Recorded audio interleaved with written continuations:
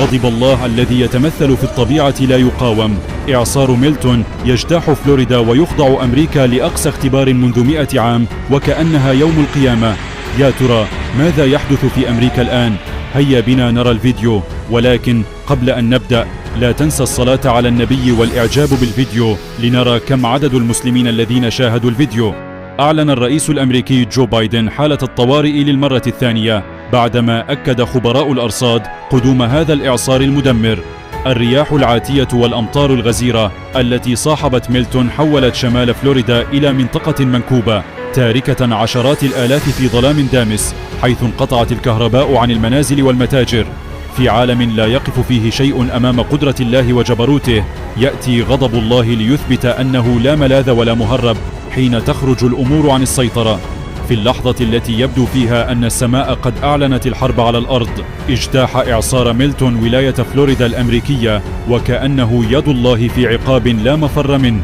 أعاد هذا الإعصار إلى الأذهان إعصار هيلين الذي سبقه والذي ترك وراءه العشرات من القتلى ومليارات الدولارات من الخسائر المالية، ليظهر الإعصار أن القوة الغاشمة التي لا تستطيع الحضارة البشرية مواجهتها قد عادت لتفرض هيمنتها. عملية إجلاء تاريخية، وإعصار ميلتون يجبر 6 ملايين من سكان فلوريدا على ترك منازلهم، وكأن المدن تحولت إلى مدينة أشباح خالية من البشر. في ظل هذا الدمار الشامل أصدرت السلطات أوامر إجلاء عاجلة ووجهت نداءات تحذير لسكان الولاية. بالم بيتش كانت واحدة من المدن الأكثر تضررا، حيث اكتسحها الإعصار برياح بلغت سرعتها 200 كيلومتر في الساعة ليجرف كل شيء في طريقه، سيارات، منازل، محال تجارية، بل وحتى الأرواح. المنطقة الشمالية من فلوريدا لم تكن أفضل حالا، حيث توقفت الحياة تماما. تحولت الطرق إلى مقابر للسيارات المنقلبة، وأصبح الحطام جزءا لا يتجزأ من المشهد. جهود الإنقاذ تعمل بلا هوادة في ظل الظروف القاسية في محاولة للبحث عن ضحايا أو ناجين. المؤسف أن عدد الوفيات المبدئي بلغ 5 أشخاص وسط توقعات بارتفاع العدد مع مرور الوقت. المقاطع المصورة التي انتشرت على وسائل التواصل الاجتماعي توثق الكارثة، حيث يظهر حجم الدمار الهائل. السيارات مقلوبة، الأشجار اقتلعت من جذورها، والأسقف انتزعت من المنازل كأنها أوراق شجر. ولم تقتصر الأضرار على ذلك فقط، فالحرائق اشتعلت في بعض المناطق، ما أضاف بعدا جديدا للكارثة. الولايات المتحدة الأمريكية التي عانت في السابق من عشرات الأعاصير تواجه اليوم اختبارا آخر من غضب الطبيعة، بعدما شهدت في الأشهر الماضية أكثر من 10 أعاصير في نفس المنطقة تسببت في خسائر فادحة، حيث لقي المئات حتفهم بينما تتدمر المنازل وتغرق الشوارع. لا يسعنا إلا أن نتذكر أن هذه الكوارث الطبيعية هي رسائل قوية لا يمكن تجاهلها. على البشرية أن تكون مستعدة دائما لرحمة الله وغضبه، فلا أحد يعلم متى ستضرب الكارثة القادمة. في مشهد مرعب يذكرنا بقدرة الله على تغيير مصائر الأمم في لحظات، تستعد ولاية فلوريدا لمواجهة واحدة من أشد العواصف في تاريخها. إعصار ميلتون الذي يحمل في طياته غضب الطبيعة يتجه بسرعة نحو سواحل المحيط الأطلسي، حاملا معه رياحا مدمرة وأمطارا طوفانية قد تغير معالم الولاية بالكامل. خبراء الأرصاد الجوية أكدوا أن ميلتون على الرغم من تصنيفه كإعصار من الدرجة الرابعة وليس الخامسة، يحمل خطورة بالغة بسبب ضخامته لم تشهدها الولايات المتحدة من قبل. أصدرت السلطات أوامر بإجلاء نحو 6 ملايين من سكان فلوريدا، وهي أكبر عملية إجلاء في تاريخ الولاية. مشهد الطرق السريعة المكتظة بالسيارات والمنازل المهجورة يعكس حجم الرعب الذي يجتاح قلوب السكان، بينما يتابعون بأعين قلقة تقدم الإعصار نحوهم. حاكم الولاية رون دي سانتيس وصف الوضع بأنه غير مسبوق، حيث تخضع شبه جزيرة فلوريدا بأكملها لمراقبة مستمرة وتحذيرات من كارثة وشيكة. الأعاصير ليست مجرد رياح قوية، بل هي وحوش من الطبيعة تنشر الفوضى أينما حلت، وإعصار ميلتون ليس استثناء. المركز الوطني للأعاصير أكد أن سرعة الرياح داخل ميلتون تتراوح بين 150 و200 كيلومتر في الساعة، وهي كافية لقلب المراكب الصغيرة وتحطيم المنازل الخشبية واقتلاع الأشجار الضخمة من جذورها. السيارات ذات الوزن الخفيف قد تصبح أشبه بلعب الأطفال أمام قوة هذا الإعصار، حيث تقذف كالأوراق في مهب الرياح. لكن الأخطر من ذلك هو ما ستجلبه الأمطار الغزيرة. الأمطار الكثيفة ستنهمر بشكل مستمر دون توقف، ما سيحول شوارع فلوريدا إلى أنهار جارفة. المركز الوطني للأعاصير حذر من فيضانات هائلة قد تغمر المنازل الأرضية بالكامل وتترك مناطق واسعة من الولاية مغمورة تحت الماء، فيما قد تغير ملامحها إلى الأبد. البرق والرعد القويان سيضيفان بعدا مرعبا لهذا المشهد الكارثي، حيث ستضيء السماء بصواعق قاتلة تضرب الأرض دون هوادة. ومع تقدم الإعصار عبر خليج المكسيك الشرقي، يتوقع الخبراء أن تتقلب قوته، لكن هناك شبه إجماع على أنه سيظل واحدا من أخطر الأعاصير التي ضربت فلوريدا في التاريخ الحديث. الرئيس الأمريكي جو بايدن حذر السكان من أنهم يواجهون أسوأ عاصفة قد تضرب ولايتهم منذ قرن، وأضاف بلهجة صارمة: عليكم الإخلاء الآن، إنها مسألة حياة أو موت.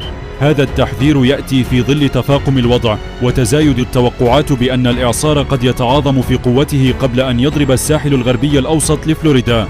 مع اقتراب ميلتون من الساحل، تعيش فلوريدا حالة طوارئ شاملة. فرق الإنقاذ تعمل على مدار الساعة لتحضير المناطق الأكثر عرضة للخطر، بينما يقوم الجنود والفرق المتخصصة ببناء السدود وتجهيز الملاجئ لاستيعاب الفارين من الإعصار. الطرق السريعة تحولت إلى خطوط فرار جماعي، فيما يهرب الناس بأطفالهم وممتلكاتهم، غير متأكدين مما إذا كانوا سيعودون ليجدوا منازلهم قائمة أم أن الإعصار قد اجتاحها. الولايات الساحلية الأخرى بدأت أيضا في الاستعداد لآثار الإعصار، حيث يتوقع أن تصل موجات المد العاتية إلى مسافات بعيدة، مما يهدد بتعطيل الحياة في أجزاء واسعة من البلاد. وفي هذا السياق يعد ميلتون أحدث حلقات سلسلة من الأعاصير التي تضرب أمريكا، لكن ضخامته وقوته تجعلانه فريدا في قدرته على التدمير الشامل. ميلتون ليس مجرد إعصار، بل هو تحذير من غضب الله التي لا يمكن التكهن بها. في وقت تتقدم فيه الحضارة الإنسانية، تأتي مثل هذه الكوارث لتذكرنا بأن الإنسان رغم كل ما بناه لا يزال عاجزا أمام قوى الله الجبارة. ستبقى فلوريدا تحت رحمة هذا الإعصار حتى يمر، وسيتذكر سكانها إلى الأبد تلك الأيام التي واجهوا فيها أسوأ عاصفة شهدتها ولايتهم وبلادهم منذ قرن. على مر التاريخ شهدت الولايات المتحدة الأمريكية موجات متكررة من الأعاصير المدمرة التي حملت معها رياحا هوجاء وأمطارا طوفانية، وأحدثت كوارث إنسانية وخسائر مادية جسيمة. هذه الأعاصير التي تضرب مناطق مختلفة من البلاد بشكل دوري تأتي كتذكير دائم بقوة الطبيعة الجامحة التي لا يمكن توقعها أو السيطرة عليها. فمنذ نشوء الأمة الأمريكية تعرضت البلاد لعشرات الأعاصير الكبرى التي باتت جزءا من تاريخها الجغرافي والمناخي.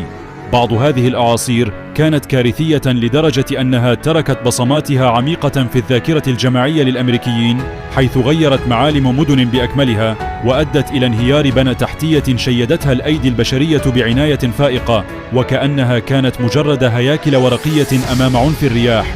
منذ القرن التاسع عشر وحتى يومنا هذا شنت الأعاصير حربا لا هوادة فيها على الساحل الأمريكي، خصوصا في المناطق الجنوبية والشرقية التي تعتبر الأكثر عرضة لهذه الظواهر الطبيعية القاسية. الأعاصير الأمريكية لم تكن مجرد أحداث جوية عابرة، بل كانت في كثير من الأحيان مدمرة لدرجة فاقت كل التوقعات العلمية والاحتياطات البشرية. ومن أبرز هذه الأعاصير نجد إعصار غالفستون الذي ضرب ولاية تكساس في عام 1910، والذي يعد حتى الآن أكثر الأعاصير دموية في تاريخ الولايات المتحدة، حيث أسفر عن مقتل ما يقرب من 12,000 شخص، وغرق المدينة في مياه الفيضانات التي غمرت كل شيء. لم يكن ذلك الإعصار مجرد كارثة طبيعية، بل كان فاجعة غيرت مسار المدينة بالكامل، ووضعت أمريكا أمام حقيقة مفجعة حول قدرتها على مواجهة مثل هذه الكوارث. وفي السنوات اللاحقة جاء إعصار أندرو الذي ضرب ولاية فلوريدا في عام 1992 ليعيد إلى الأذهان مشاهد الرعب والدمار التي خلفها غالفستون. إعصار أندرو رغم تقدمه العلمي في مجال الرصد الجوي حينها نجح في خداع التوقعات، وأظهر أن التقدم التكنولوجي مهما بلغ لا يستطيع إيقاف غضب الطبيعة. أندرو دمر أكثر من 63,000 منزل، وأدى إلى تشريد مئات الآلاف من السكان، وكبد الاقتصاد الأمريكي خسائر ضخمة تجاوزت 27 مليار دولار. ولم تكن ولاية نيو أورلينز بمنأى عن غضب الأعاصير، حيث تعرضت في عام 2005 لأحد أعنف الأعاصير في التاريخ الحديث، وهو إعصار كاترينا. كاترينا ضرب المدينة بقوة من الفئة الخامسة وأغرق نيو أورلينز تحت مياه فيضانات وصلت إلى عمق عدة أمتار، ما تسبب في وفاة أكثر من 1800 شخص وتشريد مئات الآلاف. إلى جانب الخسائر البشرية الهائلة، كشف كاترينا ضعف البنية التحتية، وأظهر أن حتى المدن الكبرى في أمريكا ليست محصنة أمام غضب الأعاصير. الفيضانات التي غمرت نيو أورلينز كانت كافية لتعطيل الحياة في المدينة لعدة أشهر، وجعلت من إعادة البناء أمرا يتطلب سنوات من العمل والجهد المتواصل. ولم تقف موجات الأعاصير عند هذا الحد، ففي عام 2017 ضرب إعصار هارفي ولاية تكساس، مخلفا وراءه دمارا هائلا بفعل الفيضانات التي استمرت لعدة أيام. بلغ حجم الأمطار التي تساقطت جراء الإعصار مستويات قياسية، ما أدى إلى إغراق أجزاء واسعة من مدينة هيوستن وتحويل الشوارع إلى أنهار جارفة. رغم أن هارفي لم يكن الأكثر تدميرا من حيث قوة الرياح، إلا أن الأمطار الطوفانية التي صاحبت الإعصار جعلته واحدا من أكثر الأعاصير تكلفة في تاريخ الولايات المتحدة، حيث تجاوزت الخسائر الاقتصادية 125 مليار دولار، وأعاد إلى الأذهان مدى ضعف البشرية أمام قوى الطبيعة. أما في الآونة الأخيرة فإن الولايات المتحدة لا تزال تعاني من تأثيرات الأعاصير التي باتت تضربها بشكل أكثر تواترا وقوة. إعصار إيرما في عام 2017 وإعصار مايكل في 2018 كانا بمثابة جرس إنذار بأن الأعاصير التي تصيب البلاد في الوقت الحاضر تزداد قوة وضراوة، ما يجعل من الاستعداد لها ضرورة ملحة. الأعاصير لم تعد مجرد ظواهر موسمية، بل تحولت إلى قوة مدمرة تغير أنماط الحياة في المناطق الساحلية والداخلية على حد سواء. إلى جانب الخسائر البشرية والمادية، تبرز قضية الأعاصير في أمريكا كجزء لا يتجزأ من التغيرات المناخية التي يشهدها العالم.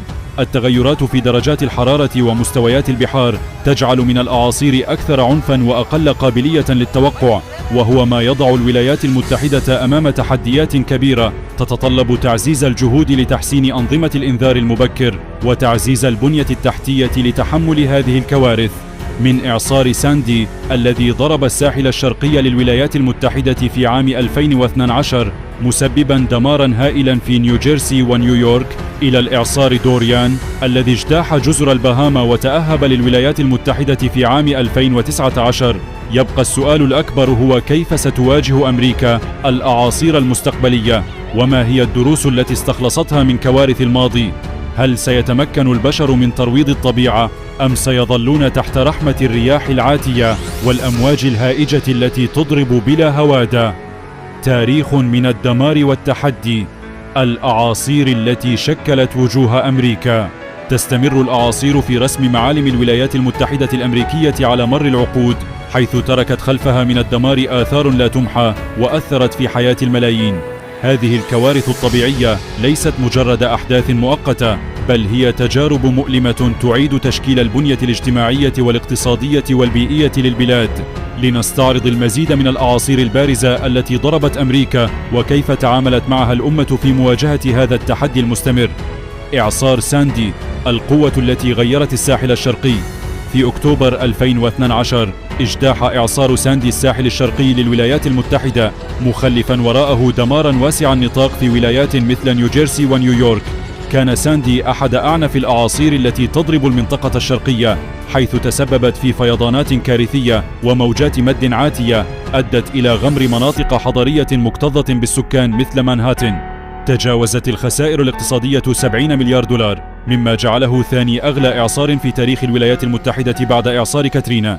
لم يكن تأثير ساندي مقتصرا على الخسائر المادية فقط، بل شمل أيضا تعطيل الحياة اليومية وفقدان الملايين لمنازلهم وتأثيرات نفسية عميقة على الناجين.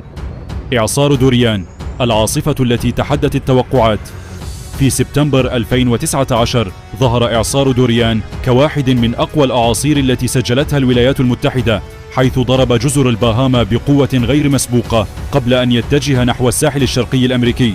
كان دوريان فريسة للتوقعات المناخية، حيث تطورت بسرعة هائلة وتحولت إلى إعصار من الفئة الخامسة في غضون ساعات قليلة فقط.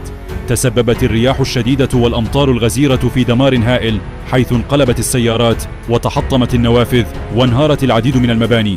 في ولاية فلوريدا واجهت مدينة ميامي ودافوسا بأضرار بالغة، مما أدى إلى تعطيل حركة المرور وإغلاق الموانئ والمطارات وتأجيل الأنشطة الاقتصادية والتجارية. إعصار ماريا، الدمار الذي امتد إلى جزر الباهاما. في سبتمبر 2017 اجتاح إعصار ماريا جزر الباهاما بقوة هائلة، مما أدى إلى دمار شامل في البنية التحتية وتوقف الخدمات الأساسية مثل الكهرباء والماء. كان ماريا من بين أقوى الأعاصير التي تضرب المنطقة، حيث بلغت سرعته القصوى أكثر من 250 كيلومترا في الساعة. تسببت العاصفة في وفاة المئات من الأشخاص وتضررت آلاف المنازل والمباني التجارية، مما أدى إلى أزمة إنسانية حادة. كانت الباهاما وهي جزر صغيرة تعتمد بشكل كبير على السياحة أحد الأماكن الأكثر تضرراً، مما استدعى جهود إغاثة واسعة النطاق من الحكومة الفيدرالية والمنظمات الدولية. إعصار دوريان وهارفي، الأمطار الغزيرة والتغير المناخي. تأتي أعاصير مثل دوريان وهارفي لتؤكد أن التغيرات المناخية تلعب دورا متزايدا في زيادة شدة وتكرار الأعاصير. ففي عام 2017 شهدت الولايات المتحدة سلسلة من الأعاصير القوية، منها هارفي الذي ضرب ولاية تكساس جارفا المدينة بمياه الفيضانات التي تجاوزت التصورات السابقة. تسببت هارفي في خسائر اقتصادية تجاوزت 125 مليار دولار، مما جعلها واحدة من أكثر الأعاصير تكلفة في تاريخ البلاد. الأبحاث تشير إلى أن ارتفاع درجات حرارة المحيطات يؤدي إلى زيادة كمية الطاقة المتاحة للأعاصير، مما يجعلها أكثر قوة وعنفا. إعصار إيرما، قوة الطبيعة في فلوريدا. في سبتمبر 2017 ضرب إعصار إيرما ولاية فلوريدا بقوة شديدة، حيث اعتبر من أقوى الأعاصير التي شهدتها الولاية في التاريخ الحديث. بلغت سرعة رياح إيرما أكثر من 295 كيلومترا في الساعة في بعض المناطق، مما أدى إلى تحطيم النوافذ وسقوط الأشجار وتدمير البنية التحتية. أضررت إيرما بشكل خاص المدن الساحلية مثل تامبا وساوث بيتش، حيث تم تشريد آلاف السكان وتضرر الملايين من المنازل والممتلكات. شكلت إيرما تحديا كبيرا لجهود الإغاثة والإنقاذ، مما استدعى تنسيقا واسعا بين السلطات الفيدرالية والمحلية لضمان وصول المساعدات إلى المناطق المتضررة. إعصار مايكل، القوة الفتاكة من خليج المكسيك. في أكتوبر 2018 اجتاح إعصار مايكل ولاية فلوريدا الأمريكية بقوة غير مسبوقة، حيث وصل إلى الفئة الخامسة على مقياس سافر سيمبسون للأعاصير. كانت مايكل من أقوى الأعاصير التي تضرب الساحل الغربي الأوسط لفلوريدا، حيث تسببت في دمار هائل للمدن والمناطق الريفية على حد سواء. بلغت سرعات رياح مايكل أكثر من 280 كيلومترا في الساعة، مما أدى إلى تحطيم المباني والمنازل الخشبية وتشريد آلاف السكان. أثرت مايكل أيضا على البنية التحتية الحيوية مثل خطوط الكهرباء والمواصلات، مما أعاق جهود الإغاثة وأدى إلى فترة طويلة من الانقطاع والخسائر الاقتصادية. الأعاصير الحديثة تحديات جديدة وفرص للتعلم. مع تزايد شدة الأعاصير وتكرارها، تواجه الولايات المتحدة تحديات جديدة في مجالات التخطيط للطوارئ والاستجابة للكوارث. تعلمت البلاد دروسا هامة من كوارث الماضي، مثل أهمية بناء بنية تحتية مقاومة للأعاصير وتطوير أنظمة إنذار مبكر فعالة وتحسين قدرات الإغاثة والتعافي. بالإضافة إلى ذلك، أصبحت الأعاصير موضوعا رئيسيا في النقاشات حول التغير المناخي والسياسات البيئية، حيث تسعى الولايات المتحدة إلى تقليل انبعاثات الكربون وتعزيز جهود التكيف مع التغيرات المناخية للحد من تأثير الأعاصير المستقبلية. الدروس المستفادة والتطلعات المستقبلية. تعكس تاريخ الأعاصير في الولايات المتحدة دروسا قيمة في كيفية مواجهة الكوارث الطبيعية. فقد أدركت الحكومة الأمريكية أهمية التنسيق بين الوكالات الفيدرالية والمحلية وتعزيز التعاون مع المجتمعات المحلية